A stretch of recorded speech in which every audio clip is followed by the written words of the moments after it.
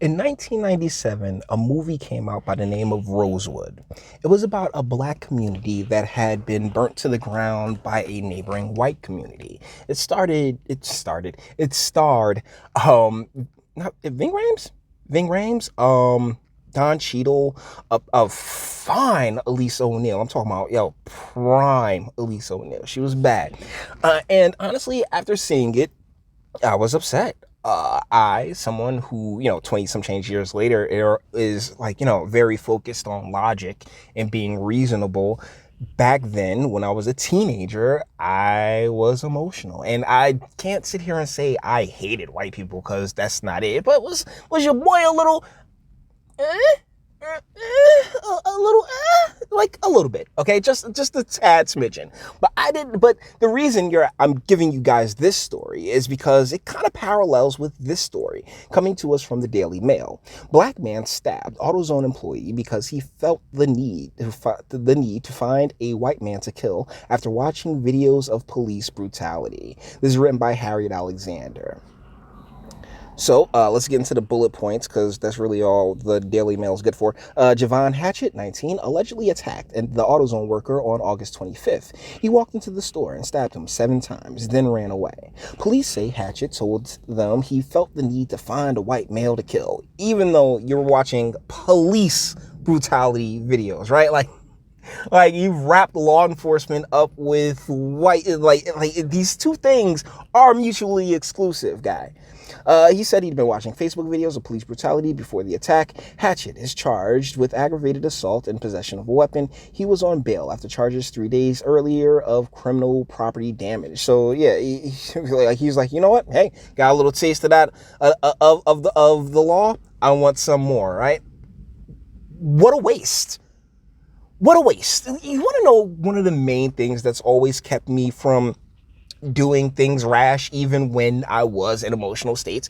That second, third thought of, hey, how does this A, get me what I want, or B, like what will the long-term consequences of this do? Like, am I about to turn a temporary problem into a permanent situation? And that's exactly what Mr. Hatchett, at the ripe young age of 19, has done to himself. I mean, statistically, the upbringing, we could place bets on his parentage and his lineage situation, but I think that's regardless. I think this is a waste of 2 lives. We lose 2 lives, yours and the AutoZone workers, and that's it's senseless. But at the same time, when you have all these super emotional young men running around here of all colors, all right, because one of the reasons I'm covering this is because you know how they like to do. Oh, well, MSM won't talk about it. True enough. So here we are, and because that's the thing. And when it comes to that, right? When it comes to the atheism and unstoppables of the world, to where like, yeah, like white people are kind of under attack right now. There's no kinda to it. They are, in many respects, due to so many individuals who were just brought up to not particularly care for the logic, nuance, or, the details of any such situation. See, I know that there's been a recovery of over 50 children here in the United States, and that the MSM isn't particularly talking about either. And I also know that there is this level of animosity that's been allowed to fester here that should have been put in check a really, really long time ago. And Mr. Hatchett has just thrown himself away to it. And it's sad. It really is.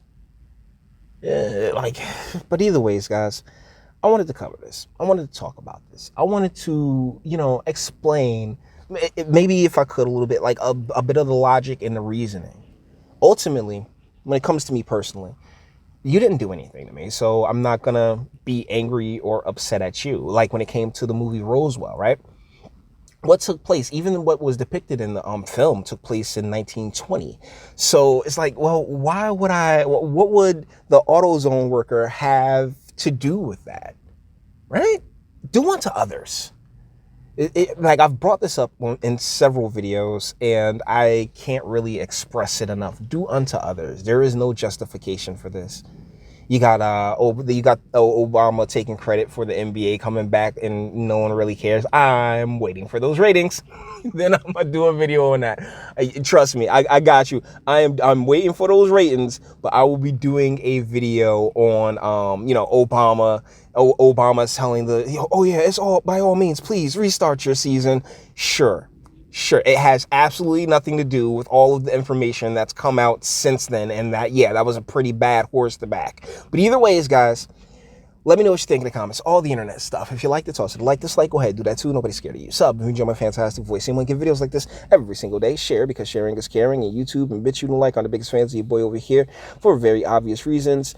Bang the bell for notifications. Get something from the Teespring, and speak. Let me know. What do you guys think in the comments? Should I have read more of the article? Because there's not much more to the article. It just goes into how he asked for a thermostat, and the dude, as soon as he turned his back on him, he just jumped all over him, and that makes it even more, even more cowardly and weak. Like, this is not a sign of strength. Sitting there and attacking somebody who had absolutely nothing to do with your grievance is not a sign of strength. Oh my goodness. It's sad. It really is.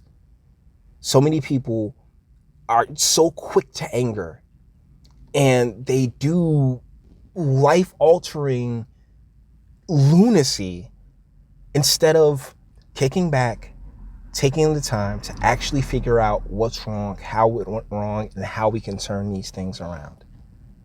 No. They just want to throw themselves away. It's a waste of a brother, man. And BLM ain't going to talk about it either.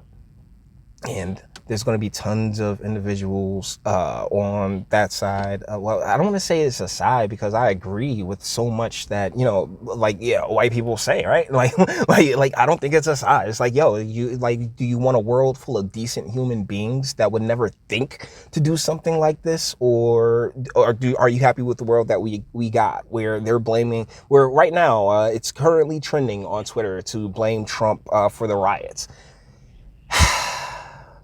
First, they refused to acknowledge the riots, and now they're sitting there saying how, oh yeah, all those riots, yeah, they're Trump's fault. Yo, what? Anyways, guys, let me know what you think in the comments, all right? And until the next one.